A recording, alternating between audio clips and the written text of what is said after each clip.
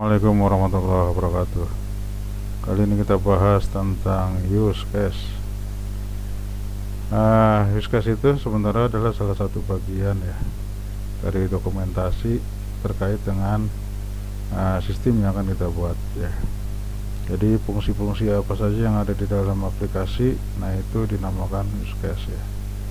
Nah ini sebenarnya adalah langkah pertama dari model pengembangan perangkat lunak, yaitu analisa kebutuhan. Apa itu analisa kebutuhan? Nah, di sini kita akan menganalisa apa saja kebutuhan si user ya. Nah, jadi di aplikasi itu nanti kan ada sistem, artinya ada yang ada di tampilan aplikasinya, entah itu di tampilan websitenya atau desktopnya atau Androidnya ya. Itu disebut dengan sistem. Nah kemudian nanti ada dari sisi user ya, atau pengguna. Jadi yang bisa dilakukan oleh si sistem apa, yang bisa dilakukan oleh si pengguna apa. Si pengguna kalau di sini kasusnya adalah tentang purchase order nih, sistem pembelian ya, pemesanan.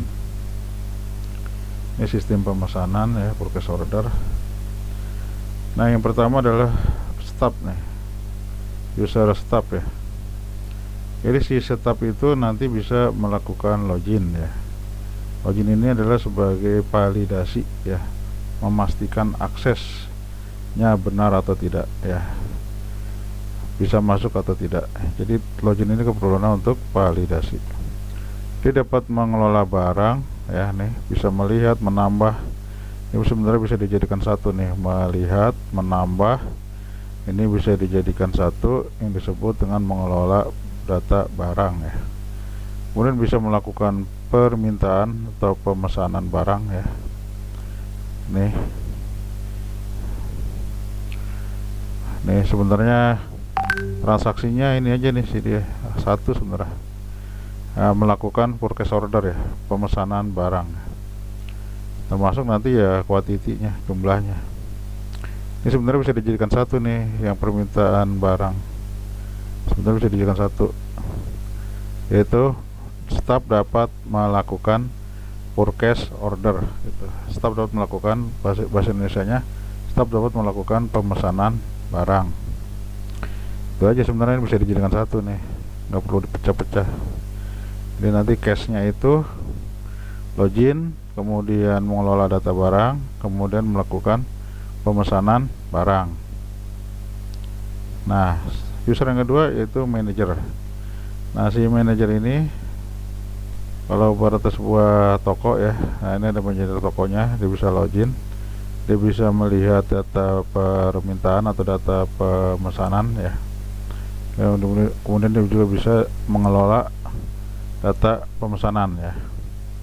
Dan terakhir adalah administrator. Kalau ini udah wajib, pasti dia bisa mengelola semua hal ya, artinya dapat mengelola user, mengelola barang, mengelola pemesanan ya.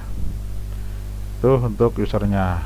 Sedangkan si sistem biasanya dia dapat mencetak bukti ya. Kalau di sini apa nih, sistem dapat memvalidasi harusnya nih. Ini dirubah kata-katanya nih. Sistem dapat memvalidasi pengguna ya, artinya memastikan apakah benar dia boleh masuk atau tidak gitu ya. Jadi sistem, kata-katanya diganti nih, sistem dapat memvalidasi pengguna ya. Nah kemudian sistem dapat membackup data secara berkala. Nah ini boleh nih. Ini udah termasuk tadi di nomor 1 ya, memvalidasi data. Tuh, jadi sistem itu apalagi tuh, sistem biasanya mencetak, dapat melakukan pencetakan struk misalkan ya. Sistem dapat melakukan pencetakan bukti pemesanan barang gitu ya. Jadi apa yang bisa dilakukan oleh si aplikasi ya, tanpa campur tangan si user ya. Jadi user hanya minta aja, klik struk laporan di sistem yang melakukan gitu maksudnya. ya. Itu ini yang dimaksud dengan sistem yang bekerja ya. Nah, jadi si user hanya klik cetak apa gitu, dan sistem yang melakukan gitu. Itu bagiannya si sistem. Nah, itu analisa ini yang dilakukan di awal ya, ditentukan siapa saja usernya. Tadi udah ketahuan staff, kemudian manajer dan admin serta sistemnya, ada 4 jadinya. Ada 4 sini usernya. Nah, kalau sudah ditentukan di list ya, nah buatkan use case-nya. Lebih mudah per aktor aja. Nah, ini kan aktor admin nih, dia bisa semua nih. Nah ini ada yang kurang nih. Di sini kan ada aktor, di sini ada case. Nah, di sini ada relationship nih. Kalau dari aktor ke case itu namanya relasinya apa namanya? Asosiasi namanya ya. Namanya asosiasi. Nah, ini udah kita pelajari di PSBO nih. Namanya relasi asosiasi aktor ke case. Nah, kemudian kalau dari case ke case, nah itu ada yang namanya relasi include ya. Ini harusnya include nih, gambarnya harusnya garis putus.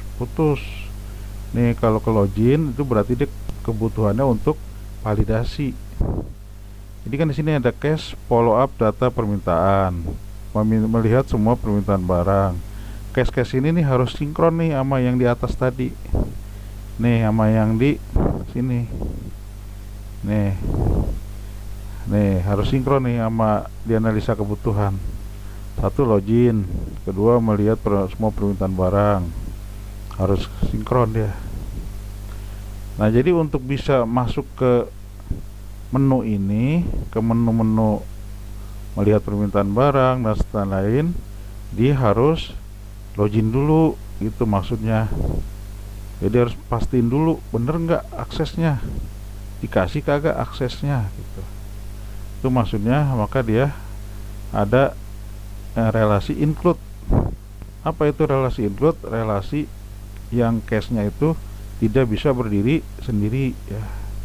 Jadi gampangnya kalau include itu case yang tidak bisa berdiri sendiri. Jadi dia relasinya atau penghubungnya yang case-nya itu tidak bisa berdiri sendiri, dia harus ada case lain. Jadi kalau nggak ada lanjutannya, dia nggak bisa. Harus ada lanjutannya, harus ada case yang lain. Itu yang disebut dengan relasi include. Jadi sekali lagi, relasi itu relasi yang case-nya itu tidak bisa berdiri sendiri, dia harus ada case lain. Makanya di sini garisnya putus-putus nih, harusnya nih putus-putus ke login semua nih. Case ini ke login, dia validasi dulu, mastiin dulu apakah benar aksesnya dikasih atau tidak nih gitu ya. Itu maksudnya. Jadi itu yang dimaksud dengan relasi include ya. Nah, sebenarnya ada lagi, ada relasi yang disebut dengan extend. Kalau extend itu perluasan. Misalkan di dalam form ini ada tambah, simpan, update, hapus. Nah, itu namanya perluasan atau extend. Itu sama, garisnya putus-putus ya. Nah, ini dulu pernah kita pelajari waktu di PSBO nih. Nah, ini kalau mengingat kembali nih, ini namanya use case. Terus ini namanya boundary, harus ada boundary-nya nih, batas sistem. Nih kurang nih. Biasanya kalau pakai tools ya, aplikasi, itu biasa otomatis tuh ada boundary-nya, batasan sistem. Ada batasan sistem atau boundary biasanya. Ada juga asosiasi, relationship asosiasi nih ya. Jadi cuma garis doang dari aktor ke case ya. Ini namanya asosiasi. Ada lagi yang namanya include. Nih gambarnya kayak gini, include. Garisnya putus-putus, ada mata panah biasa ya. Ada keterangannya include. Jadi include ini adalah case yang tidak bisa berdiri sendiri, dia harus ada case lain sehingga targetnya tercapai. Jadi salah satu bagian utuh ya dari sebuah proses gitu, targetnya tercapai. Nah ini yang perluasan, extend relasinya, relasi extend sama gambarnya, garis putus-putus ada mata panahnya. Ini perluasan. Contohnya kalau kayak kita melakukan pembayaran, nah kan suka ada pilihannya tuh, pembayarannya bisa lewat banking, mobile, transfer apa tuh, apa namanya, mesin ATM ya. Nah itu namanya perluasan ya. Ada lagi yang generalisasi, relasi generalisasi. Ini dari khusus ke umum ya, dari khusus ke umum. Contohnya kayak anggota nih, kan ada anggota lama, ada anggota baru. Nah itu anggota lama, anggota baru itu relasinya ke anggota. Nah itu namanya relasi generalisasi ya, atau pewarisan ya, turunan ya, generalisasi atau turunan dari khusus ke umum. Kayak pasien lama, pasien baru kan itu khusus ke case-nya, ke aktornya pasien misalkan ya. Jadi dari khusus ke umum. Ini membeli buku yang tersedia, membeli buku pre-order ke case umum ya. Jadi dari khusus ke umum itu namanya pewarisan atau generalisasi. Nah sekarang level use case itu ada levelnya. Kalau yang kayak gini doang nih, itu namanya C level nih, namanya C level nih, C level nama levelnya ya. Cuman ada sistem sama aktor utama ya. Yang kedua itu piece level. Dia biasanya ada include, ada extend. Nah itu namanya piece level ya, namanya piece level, level yang kedua. Nah yang terakhir itu namanya kit level. Nah dia ini lebih komplit ya, lebih luas ya, interaksi bisnisnya lebih luas. Makanya yang piece ini biasanya untuk membentuk sebuah sistem ya, menggambarkan sebuah sistem yang sederhana. Kalau kit level ini udah bisnisnya, udah cakupannya udah lebih luas lagi. Itu ya untuk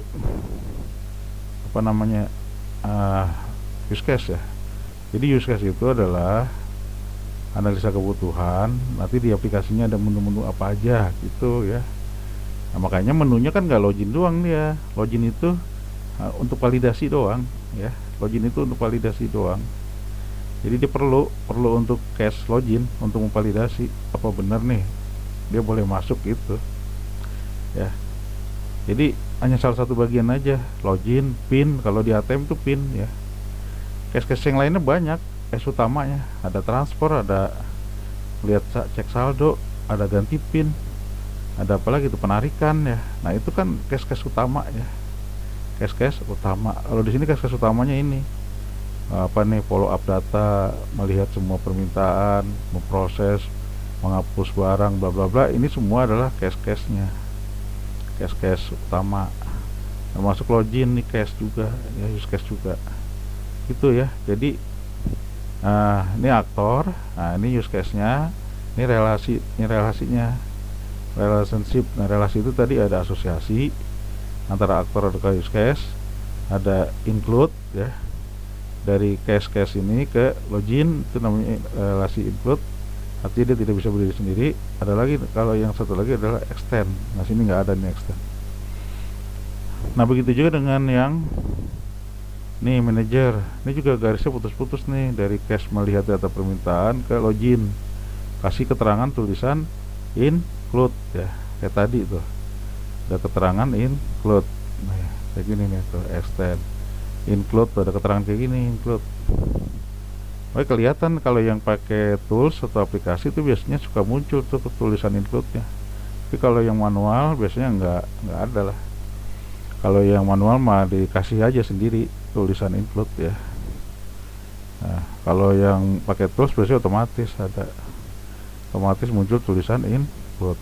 Jadi kurang include nih, garisnya putus-putus. Nah ini garisnya putus-putus, kurangnya apa? Panah nih, mata panahnya nggak ada nih. Jadi dari melihat data, begitu diklik tampil kan dia, itu namanya include ya. Jadi lanjutan, jadi cache-nya nggak bisa berdiri sendiri ya. Untuk menghasilkan tampilan maka dia perlu cache lain, yaitu tampilan data permintaan. Kan ini tujuannya melihat data lalu menampilkan data. Nah itu dia include namanya ya. Jadi cache yang nggak bisa berdiri sendiri, harus ada cache lain untuk supaya targetnya tercapai. Ini kurangnya mata panah sama tulisan include nih ya. Ini kurangnya.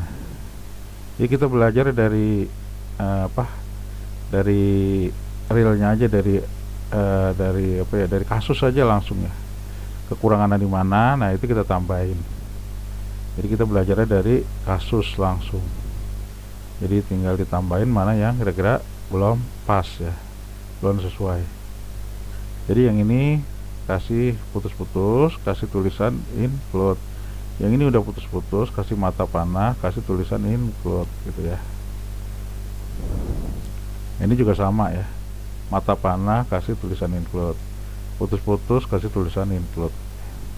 Jadi ini mainnya dia di si level aja nih, mainnya di si level, di fish level. Ada include ya, salah udah, mainnya di level fish ya, fish level ikan ya, ikan, mainnya di level ikan nih ya, fish level mainnya. Untuk kasus ini ya, dia mainnya di fish level nih, cuman ada include ya. Kalau cache doang sama aktor, nah itu baru namanya si level. Kira-kira itu ya untuk materi use case ya. Jadi use case itu analisa menu-menu apa saja, fungsi-fungsi apa saja yang ada di dalam aplikasi. Kalau kita biasa nyebutnya menu utama, menu utamanya apa aja gitu ya. Kalau bahasa ininya fungsinya, fungsionalnya apa saja gitu. Oke, terima kasih, mudah-mudahan bisa dipahami ya. Terima kasih. Assalamualaikum warahmatullahi wabarakatuh.